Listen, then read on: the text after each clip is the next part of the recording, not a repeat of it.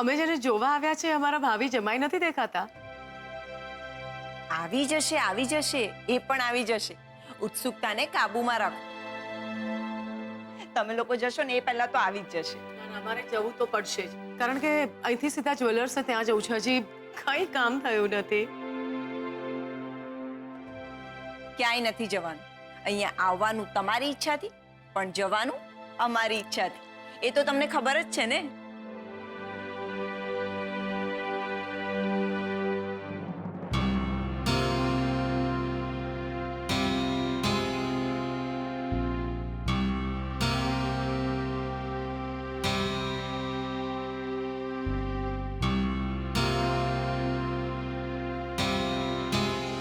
કલ્પના, મેં તને કહ્યું હતું ને કે હમણાં જ એને ઓફિસ જોઈન કરી છે. ઓફિસ અને એના સપના બધું એક સાથે લઈ લેવું છે એને. સવાર પડી નથી કે ઓફિસે ભાગ્યો નથી. પણ મેં તમને ફોન કર્યો હતો ને. હા, પણ તારો ફોન આવ્યો ને એ પહેલા તો એ નીકળી ગયો હતો ઘરેથી.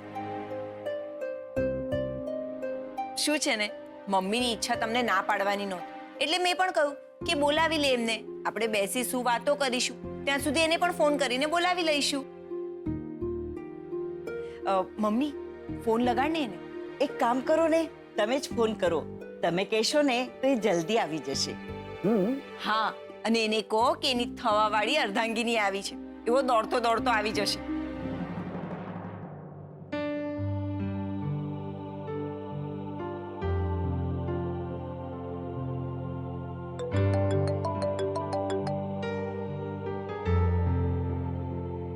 એ જેટલા લાડ મારી પાસે લડાવે છે ને એટલા કોઈ પાસે નથી લડાવતો.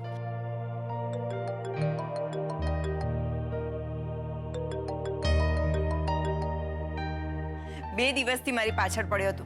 ફરી શ્રુતિનો ફોટો છે, શ્રુતિનો ફોટો છે. મમ્મી, આ લોકોને અહીંયા રાહ જોડાવા કરતા એનો ફોટો લઈ આવો ને.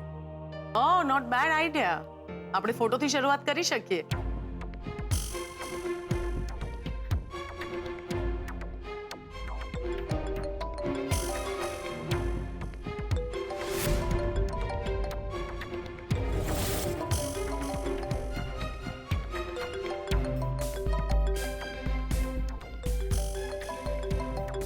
ફોન રિસીવ કર, ક્યાં તો સ્વિચ ઓફ કર.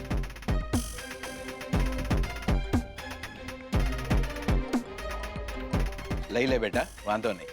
કામનો જ હશે ને? કોલેજ ફ્રેન્ડનો છે. લઈ લે બેટા, બીજી વાર આવ્યો ને ફોન. લઈ લે.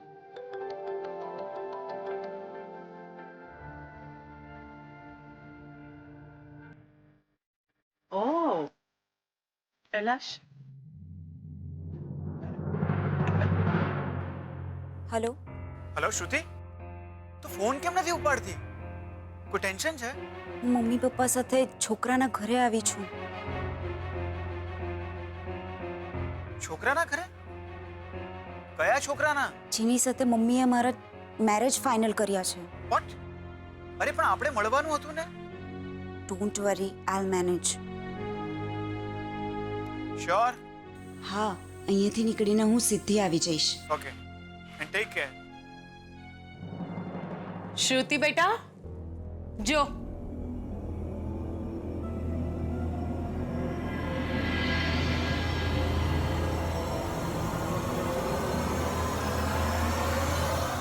મારે જોવાની જરૂર નથી.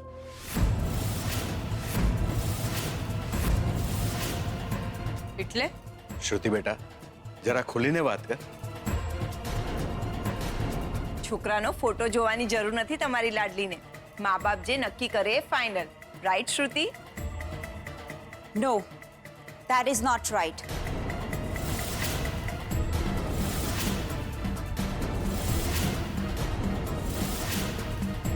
હું કોઈ બીજાને પસંદ કરું છું.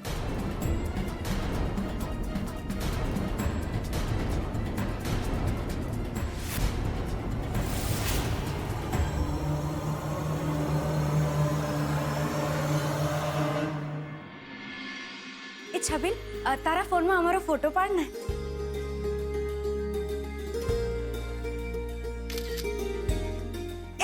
તારી તો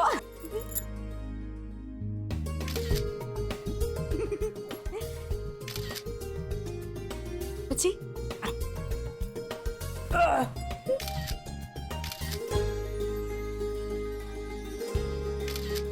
હવે આમ આમ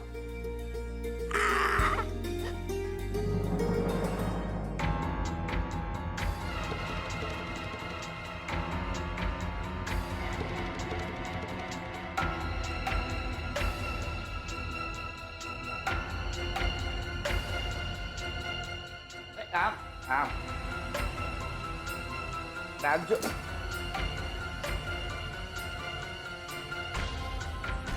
મેં જરાક વાર ફોન બાજુ પર મૂક્યો નથી કે મારો ફોન ચોરી લીધો. ના,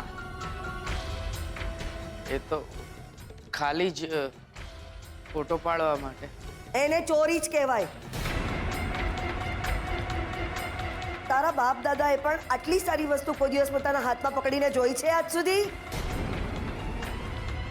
દાદી આ તો હું લાવ્યો.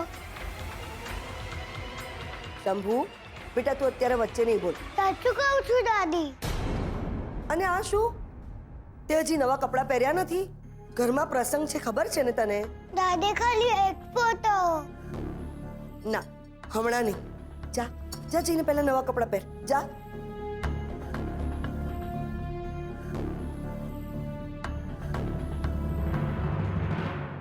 લક્ષ્મી તું હવે કોઈ નાની કીકલી નથી રહી.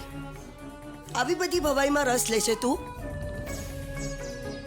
આ બધું તને શોભે છે? તું જોજે ને સાસરેથી તું પાછી જ આવીશ. શાંત થઈ જાઓ ચંદ્રબહુ. તમે જ તો હમણાં કહ્યું કે કાલ ઉઠીને એના લગ્ન થશે, તો છોકરી બિચારી હવે કેટલા દિવસ છે આપણા ઘરમાં? જેટલા દિવસ છે એટલા દિવસ એને માણી લેવા દો ને આ ઘરને. તો આટલો વખત આ ઘરમાં એણે શું કર્યું?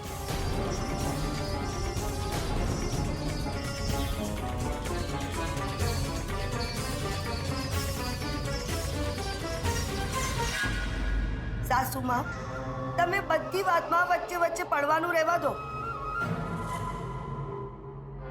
કાલ ઉઠીને લક્ષ્મી સાસરે જશે, એની સાસુ એને કંઈ કહેશે તો ત્યાં તમે એને બચાવવા જશો? અરે છોકરીને થોડું જવાબદારીનું ભાન થવા દો. સાચી વાત છે ચંદ્રબહુ, સાચી વાત છે. અને જો તમે જવાબદારીની વાત કરો છો તો તમે કેટલી જવાબદારી નિભાવી છે એ પણ વિચારી લેજો.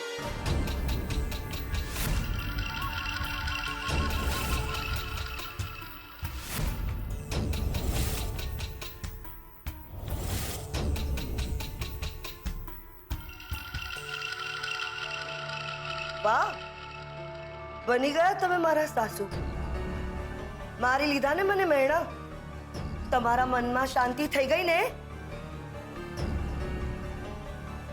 તમે મને જવાબદારીના પાઠ શીખવાડો છો ને? તો એક વાત મારી બી સાંભળી લો. આ તમારી લક્ષ્મીને હું જેટલો પ્રેમ કરું છું ને એટલો દુનિયામાં બીજું કોઈ જ નહીં કરતું હોય.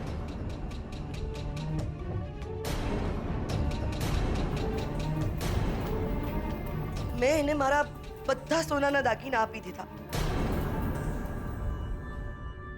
દાગીના?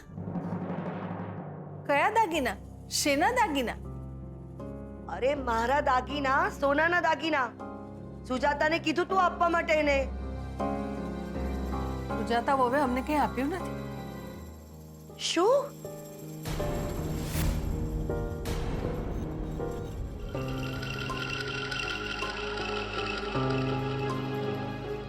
સુજાતા!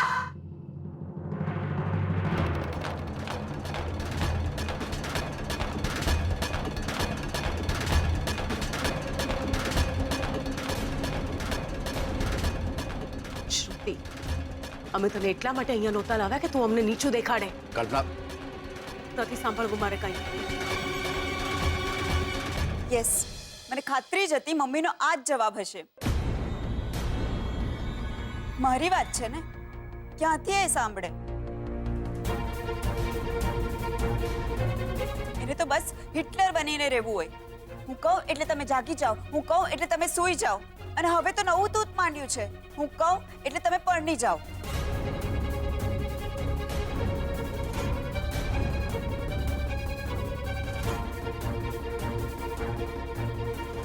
હું જેને પ્રેમ કરું છું એ છોકરો રાજકુમાર જેવો છે.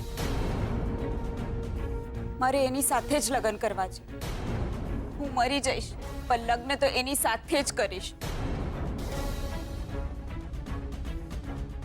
અને જો મમ્મી મને પરાણે મેરેજ કરાવશે તો હું આ ઘરમાં આવીને મરી જઈશ.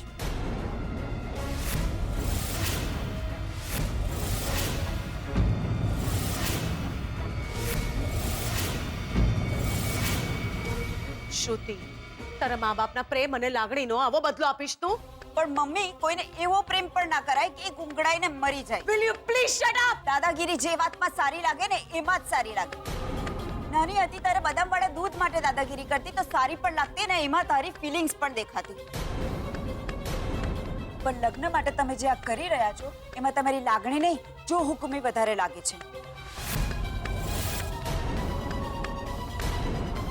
અરે તમને તો મેં ઘરે જ કહી દીધું હતું અને પપ્પાની હાજરીમાં પણ કીધું હતું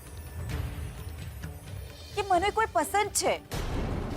પણ મમ્મી, તમારી એવી તે કઈ મજબૂરી કે તમે મને આમ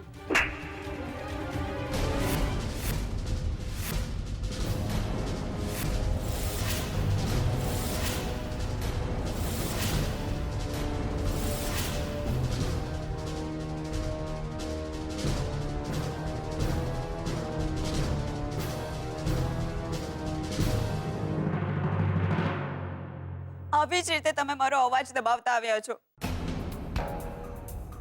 પણ મારી પાસે કારણ છે ના પાડવાનું. પણ તમે મારી સાથે વિગતે ચર્ચા તો કરો, મારી મરજી તો પૂછો. કાયમ આ પૈસા, ગાડી, મહેલ જેવા ઘર આ બધું કામ નથી આવતું. આ તમને આવતું હશે પણ મારા માટે તો ફક્ત પ્રેમ અને કમ્પેટેબિલિટી. મનગમતો સાથીદાર હોય ને તો આ બધું તો પછી આવી જ જશે. બસ બેટા, બેટા તું આટલી સમજદારીની વાત કરે છે તો એ પણ સમજદારી તારા મનમાં લાવ. એ તારી માં છે.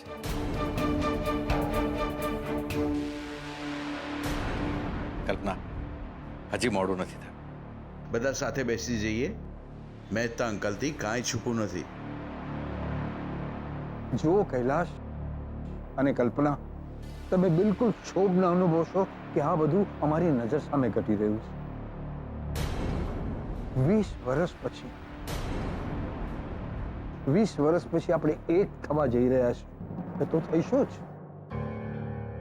એ રીત ભલે બદલાય, સગા નહીં તો સંબંધી તો રહીશું જ. મહેતા અંકલ, હું તમારા બધાની માફી માંગુ છું. મને તમારી સાથે કોઈ દુશ્મની નથી.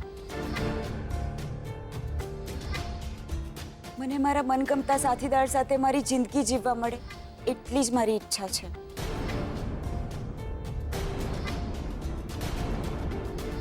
પપ્પા, મારે જે કહેવાનું હતું એ મેં કહી દીધું. હવે મને નથી લાગતું કે મારું અહીંયા કંઈ કામ હોય.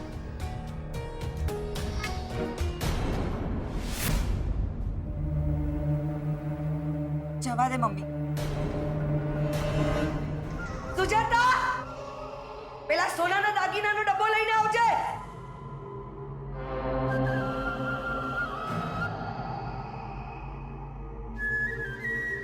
ખબર નહીં ક્યાં મરી ગયા.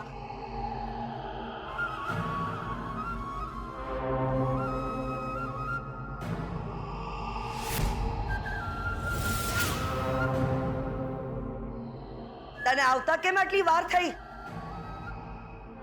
એ તો સાસુમાં હું તેલ લેવા જઈ તારી સાસુમાં. તને આ દાગીના કોને આપવાનું કહ્યું તું? કોને આપવાનું કહ્યું તું? હું કામમાં હતી તો ભૂલાઈ ગયું મારાથી.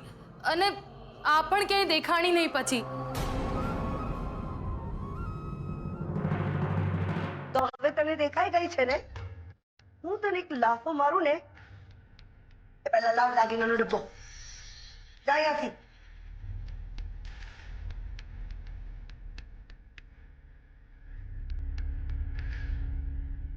સાસુમાં લો આ દાગીના.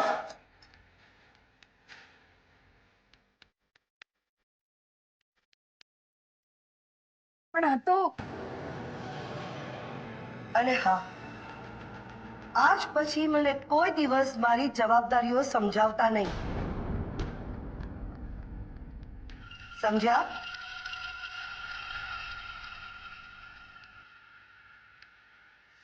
અને લક્ષ્મી, તું કાલે તારા લગ્નમાં તું આ બધા દાગીના પહેરજે. હા,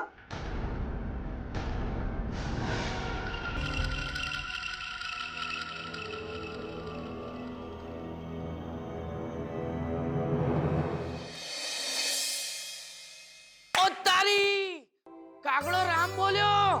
છબીલ, એવું નહીં બોલવાનું. કંઈ પણ કહો, મામી બહુ મોટા મનના છે, બહુ સારા છે, બહુ દિલેર મન છે એમનું. ખબર છે તારી મામી દિલેર છે, કોઈનો જીવ લઈ લેતા પણ એનો જીવ અટકે નહીં એટલી દિલેર છે. છબીલ, બસ હવે કામે વળગો. અને હમણાં ચંદ્રબહુ આવશે ને તો પાછા વળશે, સમજો? અને આ લે મારા હાથમાંથી આ પીઠી છે ને એને પાણી આરે મૂક, એટલે લક્ષ્મીને પીઠી ચોળીએ ને તો એને પણ ઠંડક થાય. અને સાંભળ, હા, સાંભળવાનું કીધું તું, પાછા આવવાનું નહોતું કીધું. જા હવે જલ્દી જલ્દી હાથ પગ હલાવો અને બધી તૈયારી કરવા માંડો. હમણાં સાંજ પડશે ને મહેમાનો આવવાની શરૂઆત થઈ જશે. એ તો હું ભૂલી જ ગયો. જાઓ હવે.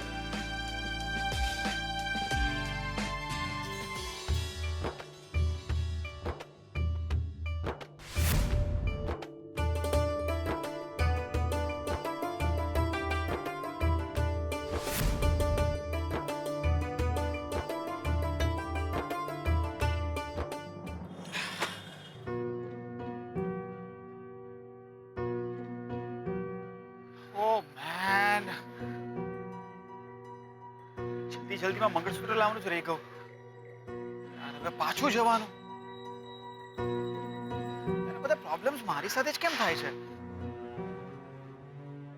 સુજાતા, સાંભળ તો ખરી. મારે કંઈ નથી સાંભળવું. સુજાતા, રહેવા દો તમે. હું આ ઘરમાં કામવાળી છું અને કામવાળી જ રહીશ. એવું જરાય નથી. તું આ ઘરની કામવાળી નથી, વહુ છે તું આ ઘરની. એમ તો બધા દાગીના પેલી છપ્પર પગીને કેમ આપી દીધા? અરે ગાંડી, એ તો એના લગન છે એટલે. એમ એના લગન છે તો લગન તો મારાય ઘરમાં છે. મારી પાસે પહેરવા માટે કંઈ નથી. મને દાગીના આપો. થઈ ગઈ ને બોલતી બંધ. એક કામ કર, જઈને એ પેટીમાંથી એક માણેક અને મોતીનો હાર છે, બસ ખાલી એ લઈને આવી જાઓ. એ ગાંડી, એ બધા દાગીના તારા જ છે. ચલ, તારે એવું સમજવાનું કે એ દાગીના તે લક્ષ્મીને 2-3 દિવસ માટે રાખવા આપ્યા છે, બસ. વાતોના વડા કરવા સિવાય બીજું કંઈ નહીં આવડે તમને. બૈરીને મસ્કા મારવાના અને જ્યારે માં બોલાવે ને ત્યારે તરત જતું રહેવાનું. આવ્યો માં. બકુલ, ઓ બકુલ,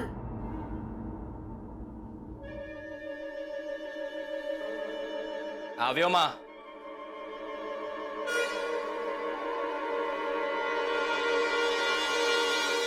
જવા દે મમ્મી.